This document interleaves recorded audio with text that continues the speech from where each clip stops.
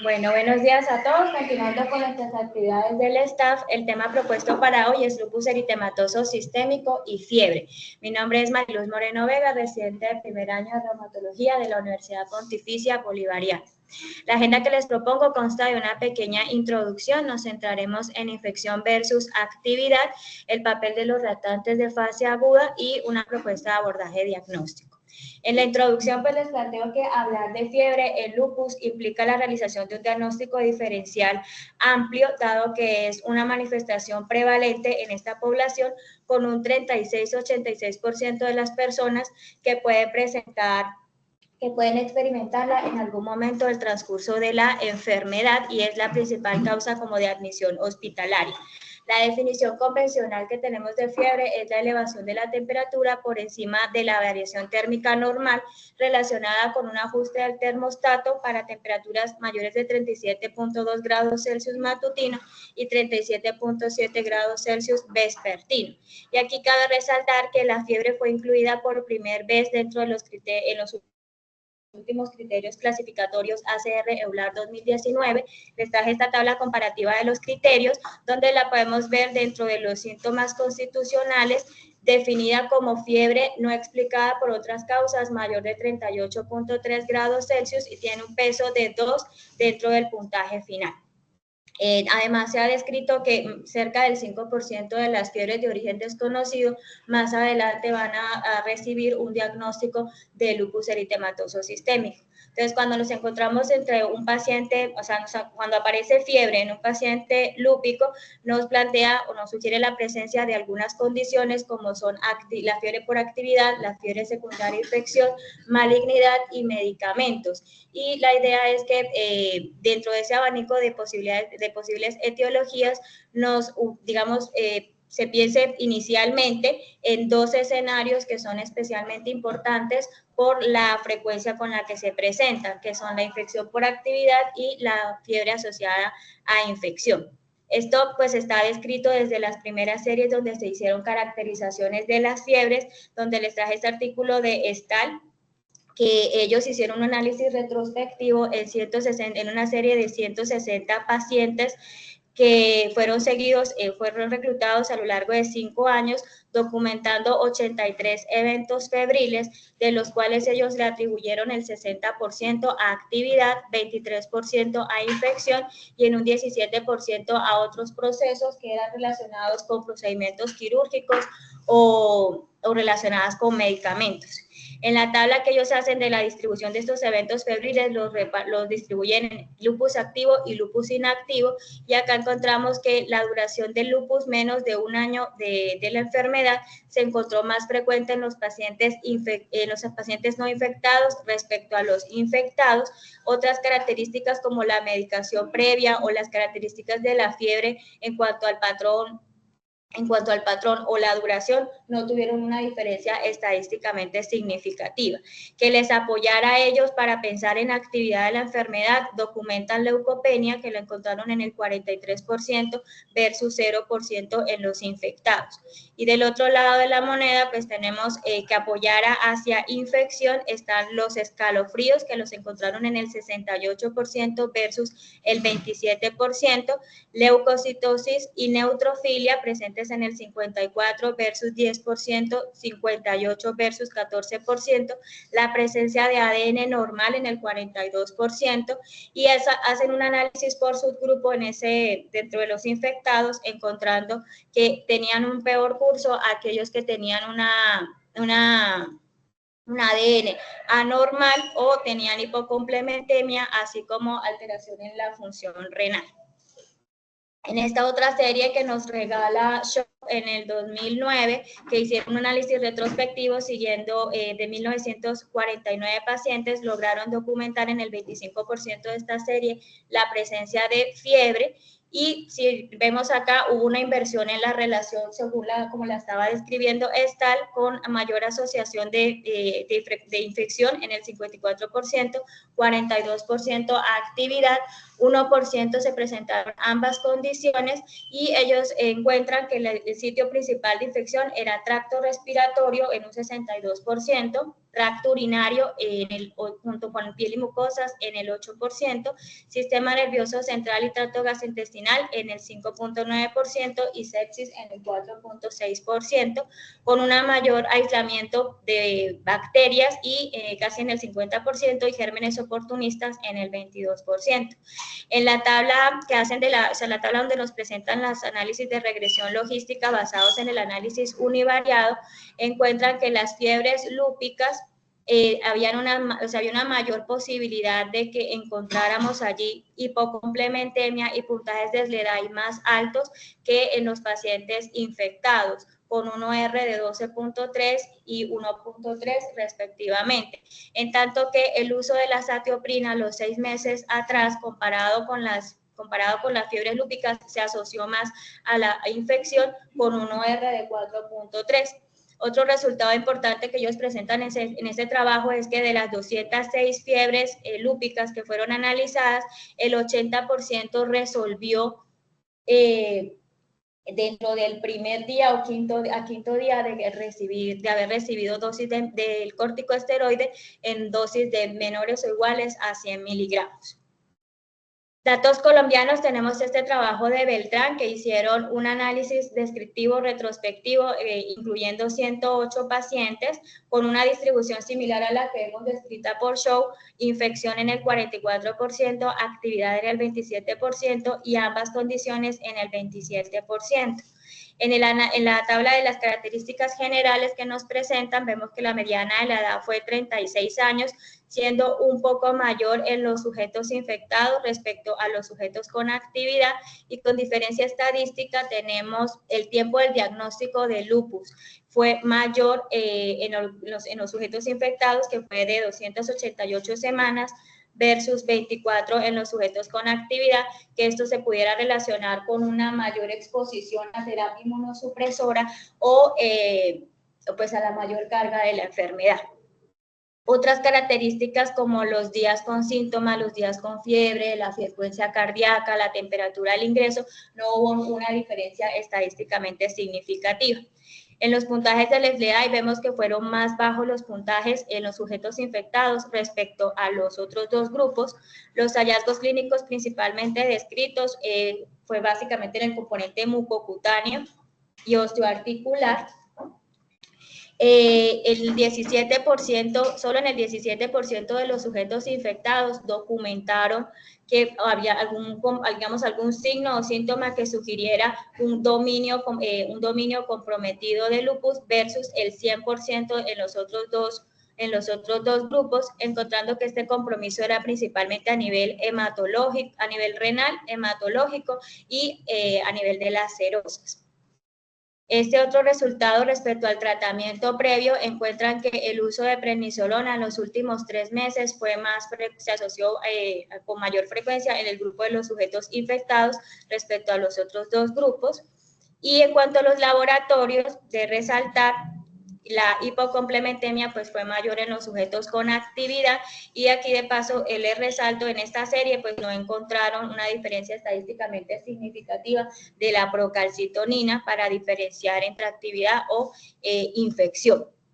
Respecto a BCG y PCR, en esta serie pues no pudieron tomar ninguna consideración porque los resultados fueron incompletos. De los sujetos infectados se logró el aislamiento en el 27%, con un mayor rendimiento en los urocultivos, y el aislamiento principal fue Escherichia coli. Entonces, hasta aquí de lo que les he presentado, pues tenemos que 2 escenarios principales en un paciente lúpico febril, que sería el de actividad y el de infección, y que podamos extraer de las series que hemos revisado. Está para actividad la presencia del anti-DNA incrementado o positivo, hipocomplementemia, los SLEDAIs altos, la leucopenia y la respuesta de la fiebre a los AINES, a los corticosteroides y al paracetamol. Y que apoye o que se argumente más hacia infección, tendríamos la duración mayor de 8 años, que para algunos autores esta sería como un factor de riesgo, o funciona como un factor de riesgo independiente, te hará un mayor riesgo de infecciones, y que en los días previos haya utilizado corticosteroides o que persista la fiebre a pesar de que otros signos vengan como en remisión. Antes de aterrizar un poco más en la parte de infección y actividad, hablando de la patogenia de la fiebre, pues sabemos que hay unas sustancias que son las que incrementan son las que generan ese aumento de la temperatura, que se conocen como pirógenos y que clásicamente se dividen en pirógenos exógenos y pirógenos exógenos, que serían como los lipopolisacáridos de las bacterias o los peptidoglucanos de estas, y unos pirógenos endógenos, que hoy día se prefiere el término de citoquinas pirogénicas, que comprendería la interleuquina 1, la interleuquina 6, el factor de necrosis tumoral alfa, interferón gamma y el factor neurotrófico ciliar. Lo que tenemos básicamente es que hay un reconocimiento por parte de las células del sistema inmune innato de esos PAMs y DAMs a través de los receptores de reconocimiento de patrones, con activación de esas células, y eso daría paso a la liberación de las citoquinas pirogénicas, donde nos resaltan principalmente la interleuquina 6, que por medio de la vía ciclooxigenasa 2 se aumentarían las concentraciones de prostaglandina E2, quien sería como la encargada de integrar todas estas señales de las citoquinas pirogénicas. Entonces dice que ya bien sea que se produzca a nivel en la periferia la prostaglandina E2 o in situ, lo que ocurre es que interactúa con los receptores de las neuronas del núcleo preóptico mediano del hipotálamo anterior, elevando el set point, y el cuerpo entonces interpreta eso como la temperatura corporal es baja, y va a dar lugar a unas señales para elevar la temperatura, que es lo que ocurre en la periferia, mediado por noradrenalina, una termogénesis de la grasa parda y vasoconstricción de los vasos de las extremidades para que no se pierda calor, y por otro lado desde la acetilcolina, activación de los músculos para convertir esta energía química en energía térmica, y es lo que produce los escalofríos. Una vez pasa la respuesta inflamatoria y baja el termostato, el nivel del termostato, pues se vienen unas señales para disipar ese calor, que es cuando aparece la sudoración y la vasodilatación. Entonces, entrando en la parte de infección y lupus, pues actualmente es evidente que la infección juega un papel fundamental en el desarrollo de la enfermedad, jugando un rol, desde un rol detonante en esa pérdida de la autotolerancia a través de mecanismos como el mimetismo molecular, la diseminación de epítopos, la activación de transeúntes, los superantígenos y la expansión de las células autorreactivas, y de otro lado un rol protector, esto basado como en la teoría de la higiene, donde pues ese microbioma mediaría un aprendizaje, una modulación de la respuesta inmune a través de la promoción de células T helper 2, la inhibición del perfil de T helper 1.17, las células B y T reguladoras y un fenotipo de macrófagos tipo 2. Estas dos situaciones pues van a converger en un paciente que de por sí es más vulnerable a las infecciones, en el marco de una fagocitosis que está disminuida, la producción de las citoquinas que está alterada, la quimotaxis, el reconocimiento de la membrana y el ataque es defectuoso, y la deficiencia del complemento. Y pues eso es lo que lleva a que más de la mitad de los pacientes lúpicos puedan presentar infecciones graves, asociándose más del 20% a hospitalizaciones, y encontramos que, digamos, a la par que, al igual que las manifestaciones cardiovasculares, digamos, hoy día son la causa más común de mortalidad, representando un 25-50% de la mortalidad global. Entonces, algunos datos que tenemos en la Corte de Lumina, donde se incluyeron 288 pacientes de seguimiento a 5 años, se presentaron 34 muertes, siendo la infección responsable en el 32% y la actividad en el 41%. En la Corte de Gladel, que incluyó 1.214 pacientes, se registró, la infección fue responsable de las muertes en el 14%, y la combinación de actividad e infección el 44%. Y en la Eurolupus, que incluyó 1.000 pacientes de 7 ciudades europeas, en el 27% se documentaron infecciones, representando el 28.9% de la mortalidad. Datos colombianos, tenemos este trabajo de Ramírez que buscaron evaluar la asociación de la actividad lúpica con ese riesgo de infección nosocomial. Incluyeron 123 pacientes con registros de 155 hospitalizaciones, encontrando hasta en el 30.9% el desarrollo de infecciones nosocomiales. Y en la tabla que nos presentan, pues hacen la distribución por si hicieron la infección nosocomial, los que no hicieron la infección, encontrando con diferencia estadística significativa la mediana de la estancia hospitalaria, que fue mayor en los pacientes infectados. Bien, esto pues se puede atribuir más a un efecto dual de la misma complicación de la infección, pues que obviamente va a requerir más días de estancia hospitalaria. Lo de resaltar sería la dosis de la prednisolona, que vemos el uso del corticoide en el último mes. Si vemos acá, fue mucho menor las infecciones o sea, fue mucho menor la presencia de infecciones en el grupo que estaba recibiendo al menos menos de 20 miligramos de prednisolona respecto a los que no estaban utilizando nada del corticosteroide o que estaban utilizando más de 20 miligramos. Que esto se pudiera atribuir a que estas dosis pues estarían modulando el defecto intrínseco de la enfermedad. Pues está la mayor asociación con los bolos de metilprednisolona, así como con los bolos de ciclofosfamida. Hasta el 71% de este grupo fueron infecciones diagnosticadas de novo, que eso ocurrió en el 45%. Unos puntajes de SLEDAI más altos en el grupo de los que hicieron infección nosocomial y la mortalidad casi 20 veces mayor respecto a los que no se infectaron, estos responsables de infección hasta en el 42% y actividad en el 14%. En la modelo de regresión logística que nos presentan, pues están las características que vimos en la tabla, la mediana de la estancia hospitalaria con la salvedad que hice ahorita, bolos de metilprednisolona con un OR de 3.9, enfermedad renal crónica con un OR de 5.4 y la mediana en el SLEDAI de 4.43. De las, digamos, de todas las infecciones documentadas, que fueron un total de 69, se logró el aislamiento en el 81%, principalmente fueron gérmenes gram negativos, luego tenemos casi en el 50%, gram positivos en el 26% y hongos, virus y parásitos en el 14%. Entonces, tenemos qué factores incrementan el riesgo de la infección en lupus eritematoso sistémico. Se han identificado unos factores intrínsecos y unos factores extrínsecos. Dentro de los intrínsecos estarían la deficiencia heredada de las proteínas del complemento, bien sea de los que participan en las primeras fases de la cascada, con C1, C2 y C4, que habría una mayor predisposición a infecciones por gram positivos, y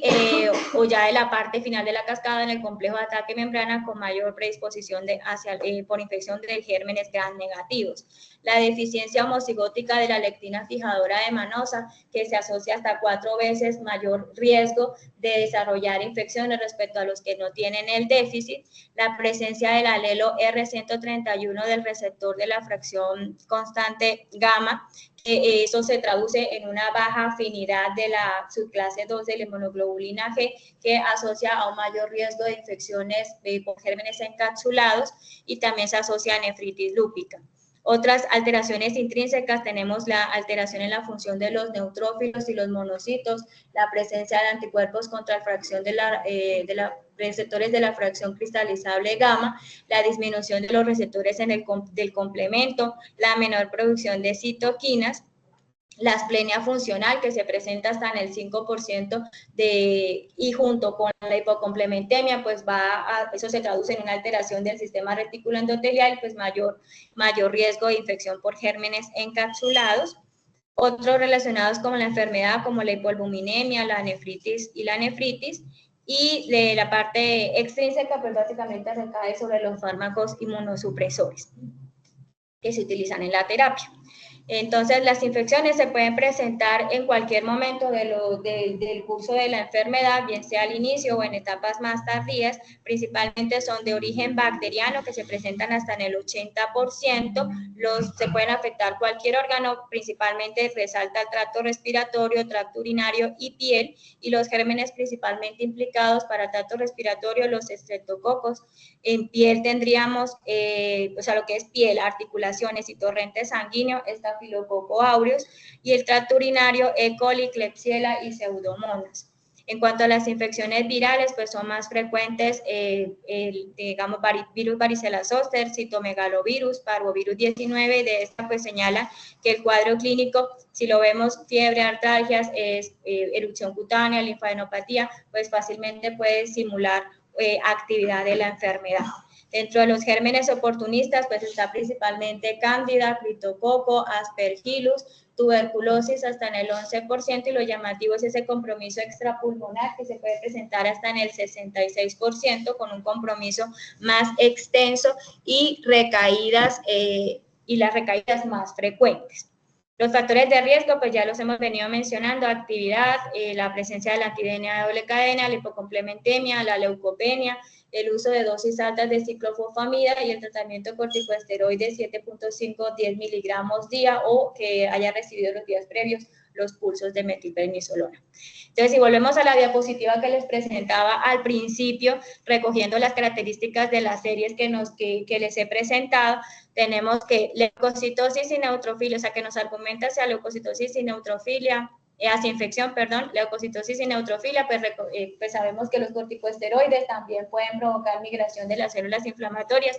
y también poder producirla y producir también la leucocitosis. No en todos los casos, el anti-DNA, no todas las formas, no todas las presentaciones activas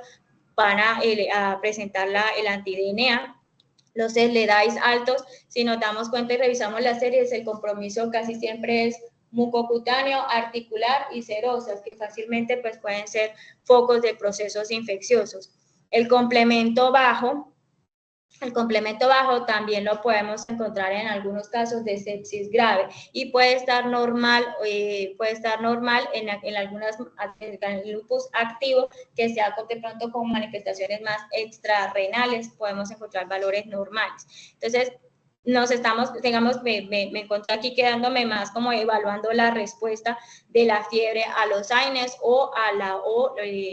al manejo antimicrobiano, que sería como nuestro punto de partida cuando nos encontramos con un paciente lúpico febril, si está infectado, que requiera que yo le inicie manejo antimicrobiano y que reduzca o que retire la terapia inmunosupresora, o si estoy frente a un paciente activo que requiera que yo le incremente la terapia inmunosupresora. Entonces ahí evaluaremos el papel o qué papel juegan los tratantes de fase aguda para intentarnos dar un poco más de luz en el panorama.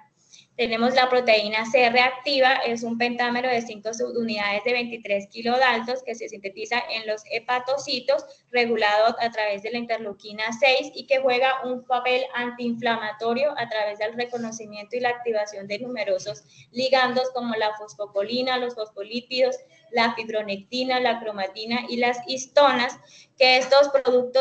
compuestos son liberados en el momento de la lisis tisular o por las células apoptóticas, y entonces la PCR facilitaría la adecuada distribución y eliminación de estos detritos, ¿sí? Y por otro lado, también es un puente entre la respuesta inmune innata y adaptativa a través de la activación del complemento, la inducción de citoquinas inflamatorias y la expansión de los receptores de la interleuquina 6. Los valores basales son de 0.1 miligramos decilitro, alcanzando una vez acá, empieza el impulso inflamatorio, el estímulo inflamatorio empieza a elevarse rápidamente hasta alcanzar valores máximos a los 2-3 días, y una vez cesa el estímulo inflamatorio, empieza a caer nuevamente con una semivida de 19 horas. Como sabemos, se ha observado que en algunas situaciones como la AR, que son procesos inflamatorios, con la artritis reumatoide, que son procesos inflamatorios crónicos, o procesos infecciosos como larvados, como en la tuberculosis, pues pueden haber elevaciones persistentes de la PCR. ¿Qué pasa? Pero digamos, bueno, ahí decían que si bien, digamos, la PCR no es específica, en el caso de la artritis reumatoide, pues nos ayuda a monitorizar actividad. ¿Qué pasa con lupus? Con lupus lo que se ha observado es que los incrementos de la PCR son muy moderados, incluso en exacerbaciones graves, y que no tiene una buena correlación con la actividad, con el SLEDAI. Entonces, eso es lo que ha sustentado su utilidad en la distinción de infección en la distinción de infección versus actividad. Esto se ha descrito desde 1980, tenemos este trabajo de Becker, donde recogieron 214 muestras séricas de pacientes lúpicos y los distribuyeron, y ellas hicieron una distribución con infecciones, pacientes que estaban infectados, que pues estos eran con cultivos positivos, ¿sí? Y tenían pacientes con lupus activo, que venían siendo los que tenían manifestaciones con compromisos de dominios, eran serosas, eran serositis, artritis, manifestaciones neurológicas o manifestaciones renales, y un lupus inactivo que ellos lo anotaron más como artralgias y rash, y que encontraron que los pacientes, digamos, los niveles de PCR eran significativamente más altos en los pacientes que estaban infectados, con valores, o sea, con medias de 8 miligramos de decilitro, con un rango entre 2 miligramos y 18 miligramos de decilitro, respecto a los pacientes que tenían lupus activa, y que si bien estos tenían títulos altos, no pasaban los 6 miligramos de decilitro, con unas medianas de 1.4 miligramos decilitro. Respecto a los infectados, que vemos que los valores estaban en 0.4, con unas medianas de 0.4, con unos rangos entre 0 y 2 miligramos decilitro, que de ahí es donde tenemos esta consigna de que digamos, la PCR puede ser normal en los pacientes con lupus, excepto en esos casos donde veamos ese compromiso más de artritis y de serositis, donde los puntos de corte pueden llegar a esos 6 miligramos decilitro. En este trabajo de el Serology en el 2019, ellos hicieron un análisis retrospectivo con inclusión de 138 pacientes, que hicieron una distribución en pacientes con infección y sin infección, encontrando dentro de este mismo grupo de infección, hicieron una distribución por sus grupos en infección localizada, que fue en el 88%, e infección sistémica en el 11%. Y encuentran en la tabla que nos presentan con diferencia estadística significativa que los pacientes infectados tenían unas mayores manifestaciones pulmonares, tenían niveles de albúmina y de hemoglobina sérica más bajos, con creatininas más altas, y tenían una mayor frecuencia de uso de terapia inmunosupresora del orden de corticosteroides, ciclofosfamida y micofenolato. ¿Qué encuentran cuando hacen los niveles de la PCR? Que son mucho más altos, son significativamente más altos en los pacientes infectados respecto a los no infectados, con valores de 10 miligramos decilitro, del orden de 10 miligramos decilitro, con unos rangos entre 2.5 y 10 miligramos decilitro. Respecto a los pacientes no infectados, que tenían valores de 1 miligramo con unos rangos entre 0.5 y 2.3 miligramos decilitro. Y cuando van y hacen el análisis por subgrupos, se encuentran que todavía son más altos en los pacientes con infecciones sistémicas que los pacientes con infecciones locales. Hacen unos análisis de curvas ROC y ellos plantean con un área bajo la curva de 0.85, proponen el punto de corte de 19, o sea, eso sería 1.9 miligramos decilitro, con una sensibilidad de 81% y una especificidad del 74%. Ese como el punto de corte más óptimo que ellos proponen. Y encuentran respecto a procalcitonina, para ir adelantando, que no hubo una diferencia estadísticamente significativa en ninguno de los grupos. Incluso cuando reevaluaron también para infección localizada y sistémica, tampoco encontraron que hubiera variación en los niveles.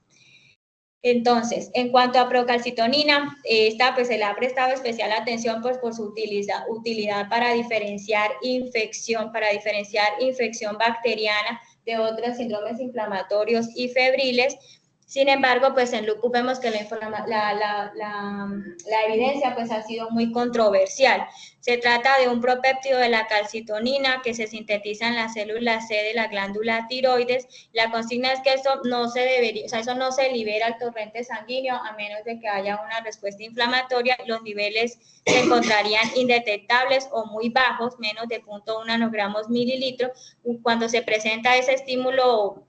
inflamatorio, puede alcanzar niveles del orden de 100 nanogramos mililitro, con un pico máximo a las 24-48 horas. Y una vez cesa el estímulo, empieza a caer con una semivida de 22-35 horas y una tasa de desaparición del 50% el día 1.5 días. Este incremento que les mencionaba acá, pues no está relacionado con que haya un incremento en la actividad de la calcitonina, por lo que digamos, la función de la procalcitonina como tal no se ha esclarecido por completo. Entonces, aquí también cabe resaltar que donde se ha visto que los niveles, digamos, la mayor utilidad estaría para infecciones bacterianas, sobre todo por gérmenes gram negativos, no se eleva en infecciones por microorganismos intracelulares como bifidobacterias y virus, y tampoco se eleva en infecciones localizadas. Entonces, lo que nos hablan es que la mayor utilidad sería para excluir sepsis. Algunos proponen que valores de menos de 0.2 nanogramos mililitro excluirían sepsis e infección sistémica, y otros proponen que cortes de puntos de más de 0.5 nanogramos mililitro pues deberían considerarse anormales y deberían apuntar hacia sepsis. Entonces, ¿qué vemos con lupus? Como les decía, la evidencia es controversial. Ya vimos el trabajo del Cerougi, que dijo que no había ninguna diferencia estadísticamente significativa. Está la NOAA, que se suma también a esa evidencia. Ellos hicieron un análisis de 60 pacientes. Sí, solamente 5 documentaron infección. Y si se dan cuenta acá, no hubo un incremento de los niveles de procalcitonina. Cuando revisan tampoco por recaídas, tampoco hubo una diferenciación. Entonces ellos se suman a la evidencia de que no se correlaciona con el esledal ni es un predictor fiel de infección. Presentan aquí algo de la evidencia para PCR que vemos, los niveles son mayores en los pacientes infectados, valores acá de 2.2 miligramos de decilitro respecto y la BCG también se eleva. Sin embargo, pues ambas también se van a elevar en los pacientes con recaídas. Y aquí vemos del orden de 1.8 miligramos de decilitro en esa PCR. En este trabajo de Abdel, que es más reciente, este es un estudio de casos y controles donde ellos evaluaron 40 pacientes, 65% le documentaron infección y en un 35% documentaron no estaban infectados, y ellos sí se suman al otro brazo que digamos que anotan que si hay una elevación de la procalcitonina, valores de 1 nanogramo respecto a 0.7 en los pacientes no infectados, y hacen unos análisis de curvas ROC también, y proponen con un área bajo la curva de 0.86, el punto como más óptimo para esa identificación, que pudiera ayudar a la identificación de infección versus actividad, de 0.9 nanogramos mililitro, con una sensibilidad de 84 y una especificidad de 85. En esta gráfica de curva ROC, pues ellos presentan que de todos los otros marcadores, el más útil sería, encuentran allí procalcitonina. En cuanto a velocidad de sedimentación globular, tenemos que este es un reactivo indirecto de fase aguda que refleja la viscosidad del plasma y la presencia de proteínas de fase aguda. Sin embargo, pues varios factores no relacionados, sobre todo con la inflamación, pueden incrementar sus valores, como son la edad avanzada, el género femenino, la anemia, la enfermedad renal, la hipoalbuminemia, la hipercolesterolemia y la hipergamaglobulinemia. Los valores basales nos hablan de 0 a 20 milímetros hora en mujeres y 0 a 15 milímetros hora en hombres. Como les comentaba, como puede variar con la edad, pues algunos prefieren más bien la estimación por fórmula, que en el caso de las mujeres sería la edad más 10 dividido entre 2, y en el caso de los hombres la edad dividido entre 2. Como hemos estado viendo en las últimas 2 series, los valores se incrementan tanto en infección como en la actividad, y Littlejohn se suma a la evidencia de individualmente no hay una diferencia estadística significativa de la BSG para diferenciar recaída de infección. Y lo bonito de este trabajo, y tampoco encuentran que haya correlación con leucocitosis. Lo bonito de este trabajo es ellos calculan o estiman una relación BSG-PCR, encontrando que sí hay una mayor proporción, o sea, la proporción de infección y de actividad era estaba acorde con los valores en esa relación BCG-PCR. Entonces encontraban que había mayor número de infecciones cuando esa relación era menor o igual a 2 y había un mayor número de pacientes activos cuando la relación era mayor de 15. Entonces ellos, entre los análisis, tenemos que por cada unidad que incrementa esta relación,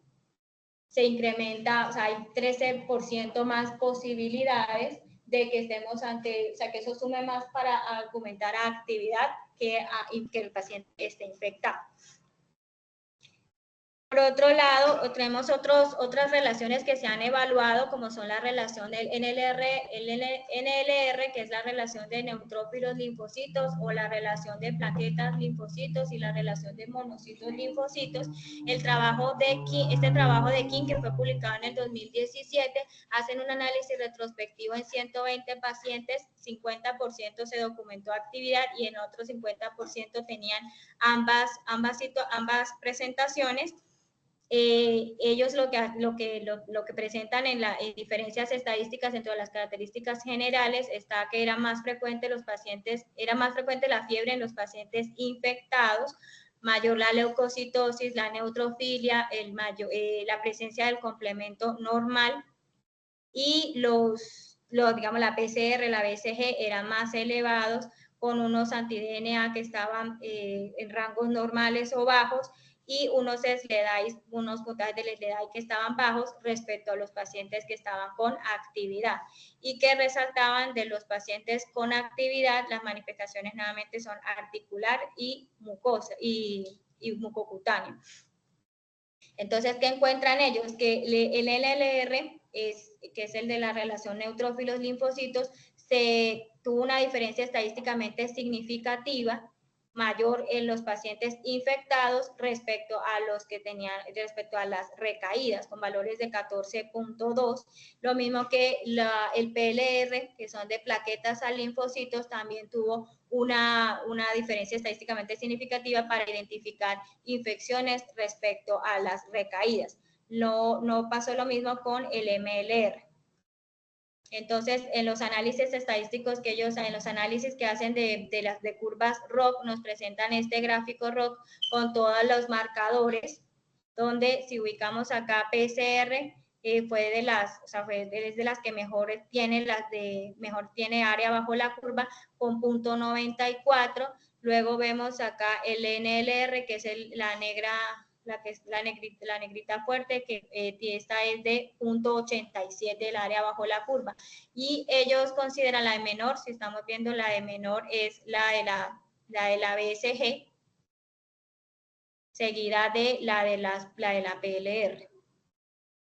Y ellos entonces documentan que con unas áreas bajo la curva de 0.94 para la PCR, el punto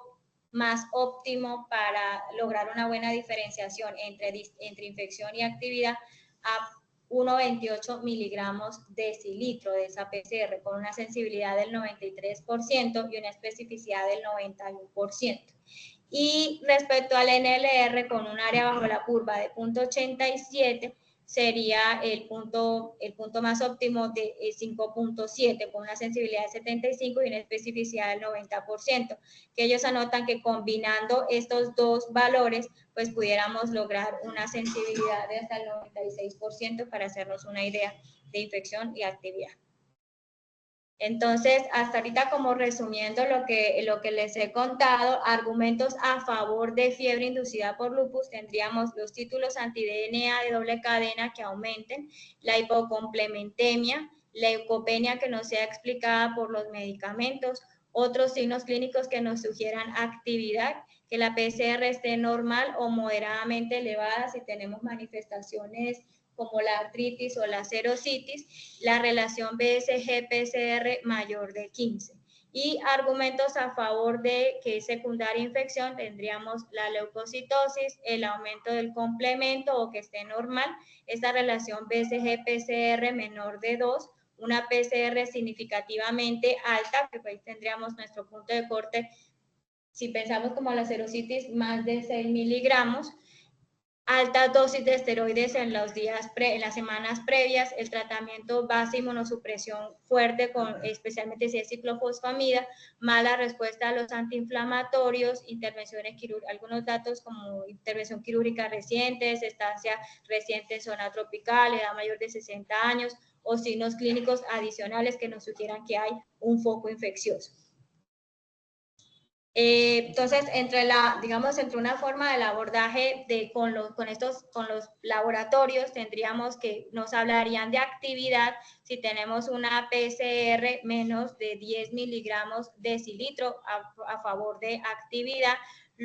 junto con una leucopenia y una BCG, una relación BCG-PCR mayor de 15, junto con un ADN que esté positivo o que esté incrementado. A favor de infección, pues tendríamos una PCR más de 10 miligramos decilitro, leucocitosis, el NLR de más de 5.7, una relación BCG-PCR menor de 2, que los anti-DNA estén negativos, y la procalcitonina aquí con ese punto de corte de más de 0.9 nanogramos mililitro pudiera asociarnos más a infección. La propuesta del algoritmo diagnóstico, pues es básicamente el ejercicio que hacemos de cara a un paciente febril, de cara a un paciente lúpico febril, que la consigna es descartar algún proceso infeccioso inicialmente, que este abordaje pues se debería hacer en un paciente en un ambiente hospitalario con una historia clínica enfocada, detallada, una exploración física exhaustiva, y los exámenes complementarios, tomando en cuenta si pensamos que hay un foco infeccioso aparente dependiendo del sistema que estemos viendo comprometido, si no, considerar bacteremias, tomar en cuenta los argumentos a favor que estábamos planteando, que pueda sugerirnos actividad e infección. Y de acuerdo a eso, como hemos visto, a veces es bastante difícil identificar si el paciente está infectado de veras o si es actividad. La recomendación es, como para que no hayan retrasos en el manejo, iniciar la terapia antimicrobiana en las primeras 24 horas. Con eso pues se disminuiría la mortalidad. Gracias.